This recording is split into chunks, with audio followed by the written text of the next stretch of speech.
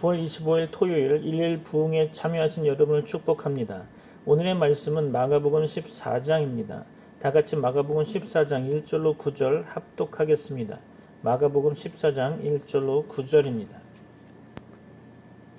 이틀이 지나면 유월절과 무교절이라 대제사장들과 서기관들이 예수를 흉기로 잡아 죽일 방도를 구하며 이르되 밀란이 날까 하노니 명절에는 하지 말자 하더라.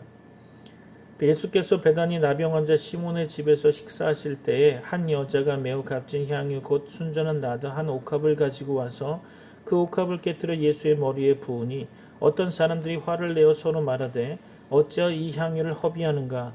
이 향유를 300데나리온 이상에 팔아 가난한 자들에게 줄 수 있었겠도다 하며 그 여자를 책망하는지라. 예수께서 이르시되 가만두라.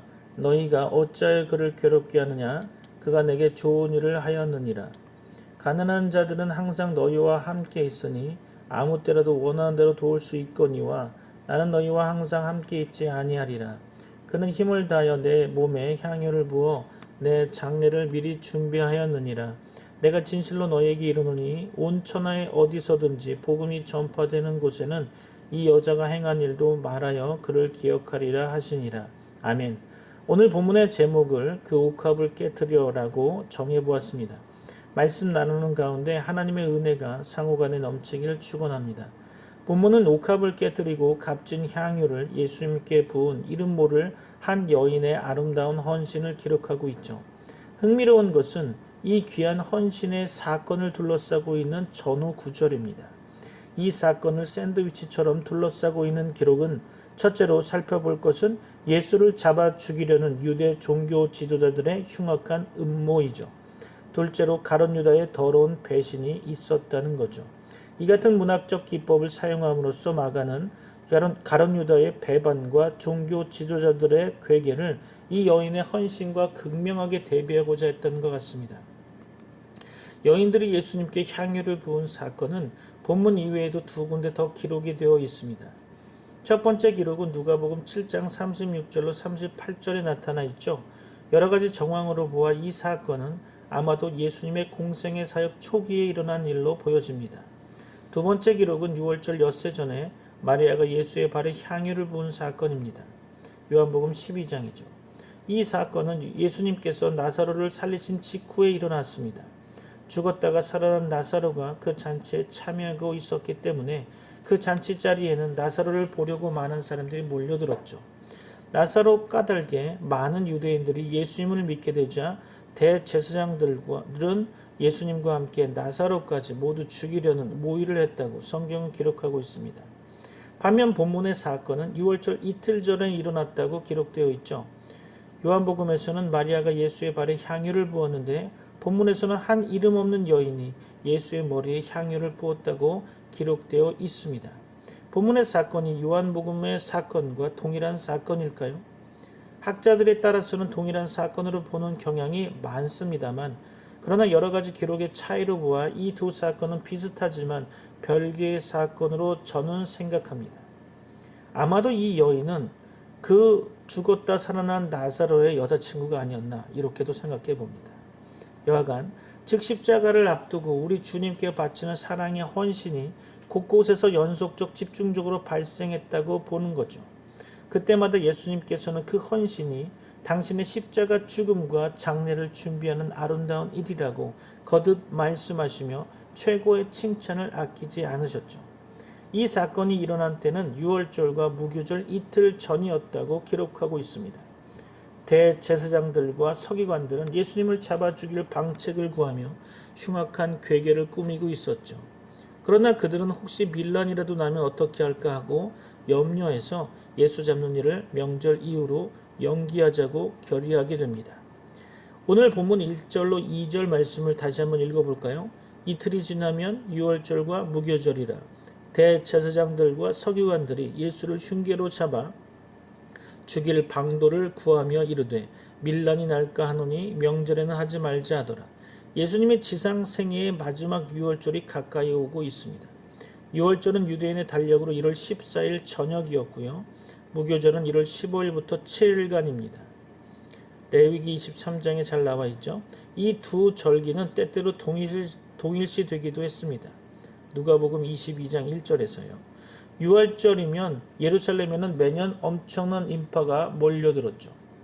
예루살렘 반경 15마일 이내에 사는 유대인 남자들은 의무적으로 예루살렘에 가서 6월절을 지켜야 했습니다. 세계 방방곡곡에 흩어져 있던 디아스포라 유대인들도 속속 예루살렘으로 몰려 들어왔죠. 주기 전에 단 한 번이라도 예루살렘에서 6월절을 지키고 6월절 만찬을 받아보는 것이 당시 그들의 평생 소원이었기 때문이죠. 유대의 역사가 요세푸스에 의하면 당시 6월절에 잡는 양의 숫자가 약 26만 마리, 예루살렘으로 모여드는 유대인의 숫자는 약 300만 명에 달하였다고 했습니다. 6월절은 이스라엘 백성이 애굽에서 해방된 것을 기념하는 날이죠. 다시 말해서 6월절은 출애굽을 기억하고 기념하는 명절이라는 것입니다. 한마디로 민족의 해방을 기념하는 날인 거죠. 따라서 6월절이면 특별히 민족 독립의 정신이 고취되곤 했습니다. 그래서 6월절 기간에는 로마도 특별히 군대를 증원해서 파견하고 그 독립의 기운을 일거수일투족 감시했다고 했습니다. 그러므로 유대의 종교 지도자들은 예수님을 잡아 죽이려고 획책하면서도 독립의 정신이 날카롭게 고양되어 있던 6월절 기간만은 피하려고 했던 거죠. 그때 유대인들은 어린 양을 죽여 그 피를 대문 틀 위아래와 양옆 기둥에 발랐습니다. 6월절 어린 양은 예수 그리스도의 모형이죠. 예수님께서는 6월절 어린 양으로 죽임을 당하실 것입니다. 구약 교회의 지도자들은 대제사장들과 서기관들은 예수를 은밀히 교묘히 잡아 죽일 방책을 구하며 말하되 밀란이 날지 모르니 명절에는 말자고 하고 있죠. 그들은 명절에 모여들 군중의 반대를 두려워해서 명절을 피하여 이 일을 처리하려고 했던 것입니다. 만일 예수님께 무슨 죽일 죄가 있었다면 정당한 절차를 따라 재판을 통해 처벌해야 하겠지만 그러나 저 악한 자들은 그렇게 하지 않았던 것을 볼 수 있습니다. 그들은 민중에게 인기가 있었던 예수, 사람들이 호산나 외치며 환호하던 예수, 죽은 나사로를 다시 살려 백성을 열광케 하고 갈채받던 예수, 그 예수를 명절에 잡아 죽여 백성을 자극하는 어리석은 일을 피하려고 했던 것입니다. 백성을 자극하면 그 일로 밀란이 일어날까 염려했던 거죠. 그들은 명절이 끝난 뒤에 사람들이 모두 흩어지고 나면 은밀하게 예수를 잡아 아무도 모르게 죽여버리려고 했던 것입니다. 그러나 놀랍게도 그들이 전혀 예상하지 못했던 가룟 유다의 배신 때문에 그들의 계획과는 정반대로 예수는 명절에 잡혀 6월절 어린 양으로 십자가에서 공개적으로 처형되었던 것입니다. 요한복음 1장 29절이죠. 보라 세상 죄를 지고 가는 하나님의 어린 양이로다. 그것은 하나님의 경륜이었습니다. 대제사장들과 서기관들은 은밀하게 예수를 잡아 아무도 모르게 죽여 없애려는 괴계를 꾸미고 있었지만 하나님께서는 온 세상이 지켜보는 가운데 주께서 십자가에 매달려 온 천하의 구원을 선포하도록 주관하며 섭리하셨던 것입니다. 온 세상의 구원이신 예수, 우리 모두의 구원이요 소망이신 예수는 온 세상이 지켜보는 가운데 그렇게 공개적으로 공적인 죽음을 맞이하셨습니다. 무려 300만 명이나 되는 사람들이 모여들어서 발 디딜 틈조차 없던 예루살렘 그 6월절 축제가 절정에 달한 바로 그 순간에 예수님께서는 다 이루었다 하시며 온 세상의 구원을 선포하시고 그 보배로운 피를 흘리셨던 것입니다. 본문에 기록된 옥합을 깬 여인의 헌신은 바로 그 그리스도의 죽음, 예수의 십자가 죽음을 준비한 것이었죠. 6월절 이틀 전에 예수님께서는 베다니 문둥이 시몬의 집에서 식사를 하고 계셨습니다. 주께서 식사하실 때 한 여자가 매우 값진 향유 곧 순전한 나드 한 옥합을 가지고 와서 그 옥합을 깨뜨리고 예수님의 머리에 부었던 거죠. 3절 말씀 볼까요? 오늘 본문 말씀 3절입니다.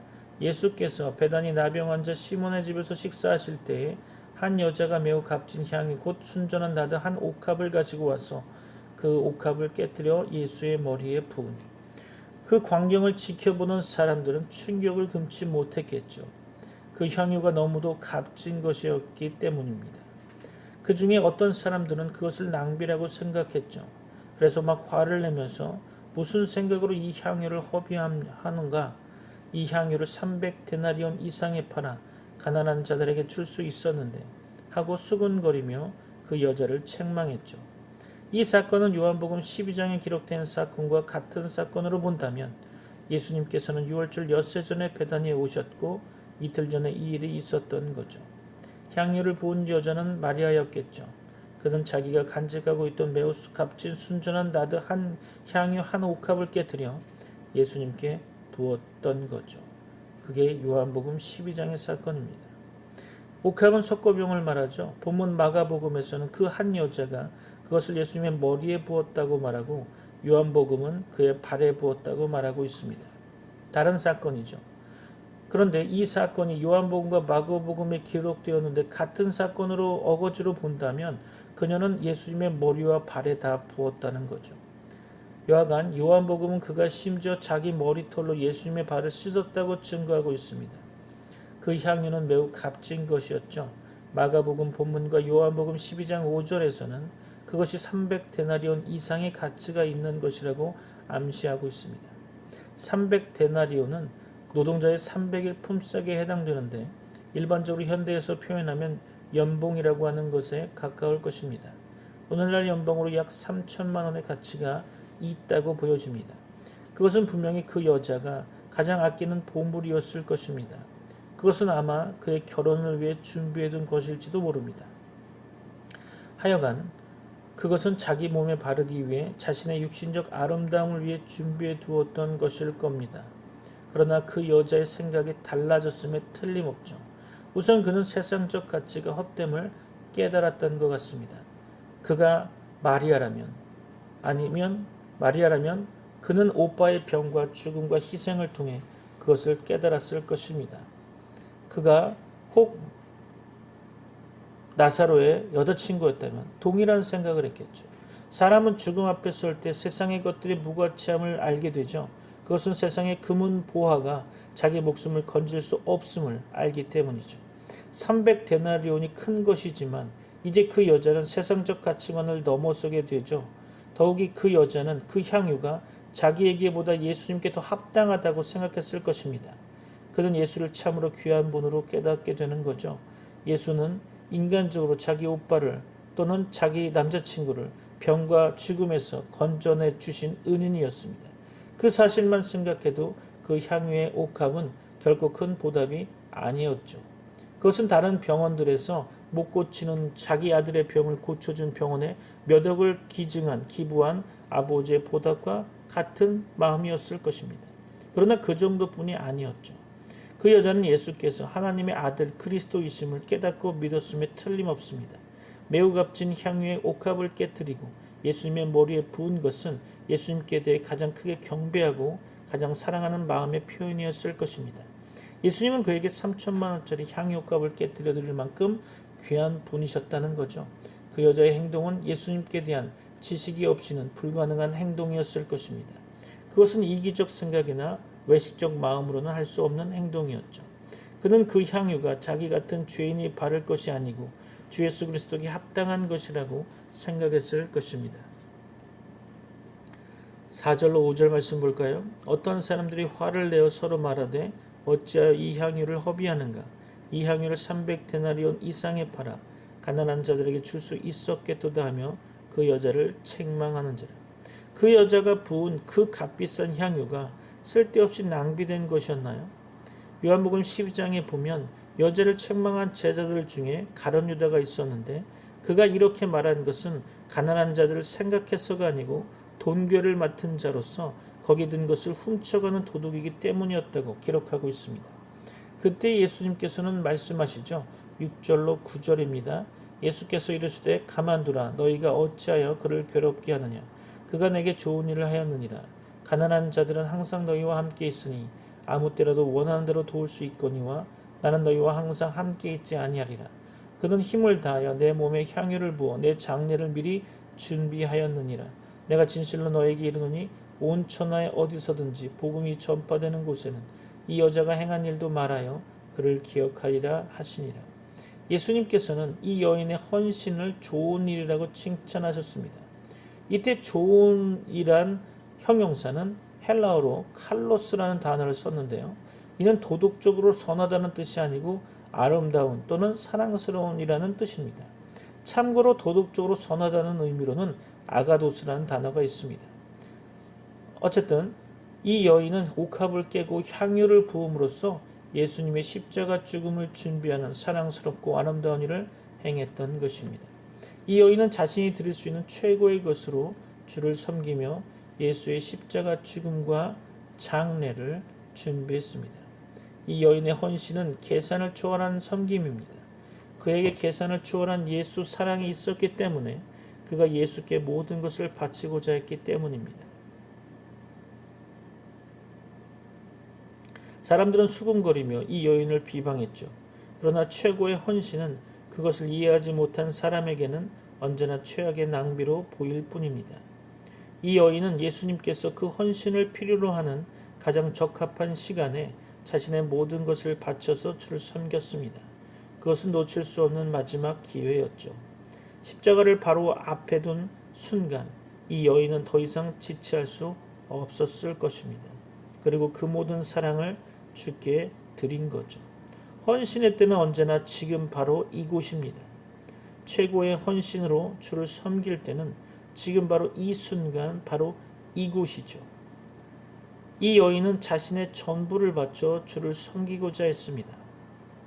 예수님께서는 이 여인이 그의 힘을 다하여 향유를 부었다고 칭찬하셨죠. 이 여인이 부은 향유는 인도산의 최고급 향유였다고 합니다. 그 향유는 비싼 옥합에 담겨져 있었겠죠. 싼 것이 아니니까요. 아무 곳에나 막 담겨져 있는 그런 향유가 아니죠. 당시 이스라엘은 귀한 손님이 오면 예의상 향유 몇 방울을 뿌려주는 풍습이 있었다고 합니다. 이 여인도 그 향유를 몇 방울만 뿌릴 수도 있었을 것입니다. 그러나 이 여인은 그렇게 하지 않았죠. 이 여인은 그 옥합을 깨뜨려 향유를 조금도 남기지 않고 모두 예수께 쏟아 부었던 것입니다. 그 향유, 그 옥합까지 통째로 우리 주 예수 그리스도께 쏟아 부었던 거죠. 자신의 모든 것을 한 방울도 남김없이 모두 쏟아붓고자 했던 것입니다. 헌신이란 그런 것입니다. 자신의 전 존재를 주 예수께 바쳐드리는 것입니다. 사람들은 수군거리며 그를 책망했죠. 그러나 주께서는 그 헌신의 의미를 아셨을 것입니다.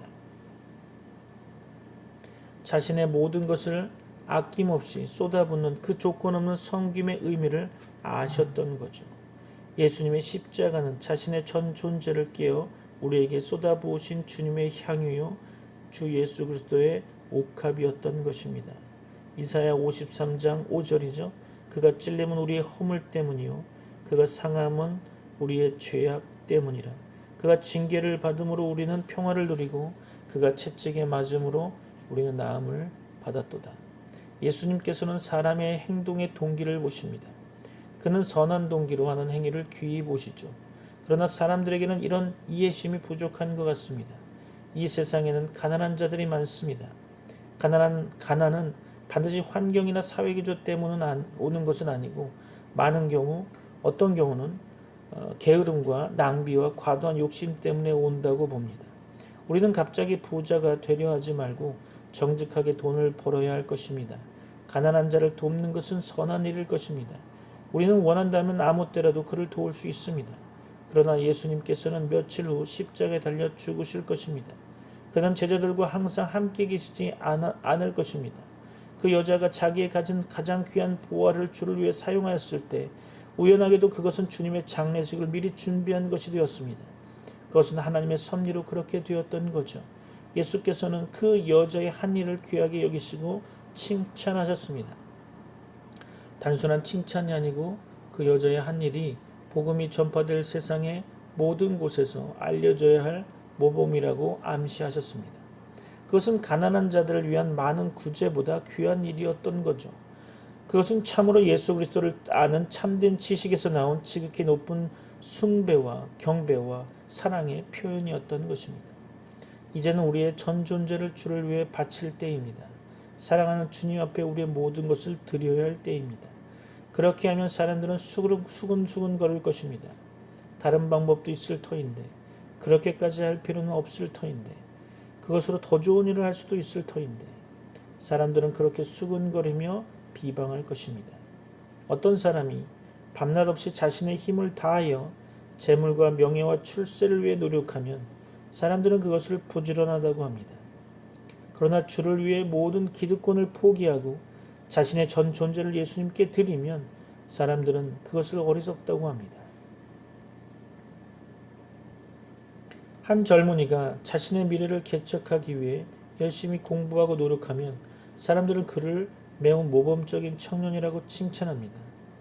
그러나 그가 그의 모든 것을 주께 바쳐 주께 헌신하기로 결단하면 사람들은 그것을 아깝다고 합니다. 옥합을 깨는 헌신의 의미를 이해하지 못하기 때문이죠. 진실로 주의 은혜를 깨닫지 못했기 때문이라 생각됩니다. 십자가의 주님을 바라보지 못했기 때문이 아닐까요? 그러나 주님은 아십니다. 그 의미를 아시는 거죠. 그리고 말씀하십니다. 저가 내게 좋은 일을 하였느니라. 온 천하에 어디서든지 복음이 전파되는 곳에는 이 여자의 행한 일도 말하여 저를 기념하리라.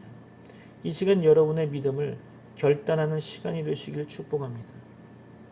예수님을 잡아 죽이려는 종교 지도자들의 흉악한 음모와 그리고 가룟 유다의 더러운 배신, 그 괴계와 배반의 소용돌이 속에서 이 여인은 너무도 정결한 헌신의 모범을 우리에게 보여주고 있습니다. 이 여인은 진실로 주의 은혜를 체험한 사람이었죠. 옥합이 깨어지고 향유가 쏟아 부어진 그 집의 주인 베다니 문둥이 시몬도 주의 은혜 속에 있던 사람이었습니다. 그것은 진실로 후회 없는 최고의 헌신, 최고의 섬김이었던 거죠. 은혜가 없으면 헌신할 수 없습니다. 은혜가 없으면 주께 드릴 수가 없습니다. 성도 여러분, 주께 은혜를 받으셨습니까? 진실로 주의 은혜를 체험하셨습니까? 그렇다면 지금 바로 이 순간 최고의 헌신을 주님께 바쳐 드립시다. 우리의 옥합을 깨십시다. 주의 구원을 만방에 선포합시다. 복음이 전파되는 곳마다 이 여인의 귀한 헌신과 함께 우리의 작은 헌신도 바쳐지고 드려질 수 있도록 오늘 말씀을 정리해 보려고 합니다. 첫째로 하나님과 예수 그리스도께 대한 사랑과 헌신은 가난한 자들에 대한 구제보다 귀하다는 것입니다. 우리는 천지만물을 창조하시고 홀로 다스리시는 하나님과 그의 독생자 예수 그리스도께 대한 참 지식을 가지고 그를 사랑하며 그에게 헌신하여야 할 것입니다. 비록 우리에게 300데나리온의 가치가 있는 향유 옥합 같은 것은 없을지라도 우리는 우리가 가진 가장 귀한 것, 즉 우리의 재능과 시간과 물질과 생명을 하나님과 예수 그리스도께 드릴 줄 아는 제자들이 되어야 할 것입니다. 둘째로 오늘날 하나님 사랑, 예수님 사랑은 1차적으로 그의 복음 사역, 영혼 사역, 영혼 구원의 사역에 동참하는 것으로 표현되는 겁니다. 믿음의 일과 참된 교회를 건립하는 일은 곧 하나님의 일입니다. 전도는 하나님의 일입니다. 그것은 결코 시간의 낭비, 물질의 낭비가 아니고 우리 인생의 삶 중에서 가장 귀한 일입니다. 오늘 우리의 향유 옥합은 무엇입니까? 오늘 우리도 우리의 가장 귀한 것, 곧 우리의 재능, 우리의 시간, 우리의 힘, 우리의 물질, 아니 우리 목숨까지 오직 하나님의 영광과 그의 원하시는 일을 위해 그리고 우리 주 예수 그리스도의 복음 전파와 한 명의 영혼의 구원과 그의 참된 교회의 건립과 부흥과 발전을 위해 드려야 할 것입니다. 이 시간 주님의 은혜가 가득 넘치길 소망하며 다 같이 기도하겠습니다. 주 예수 그리스도의 은혜와 하나님의 사랑과 성령의 교통하심이 너희 무리와 함께 있을지어다. 아멘.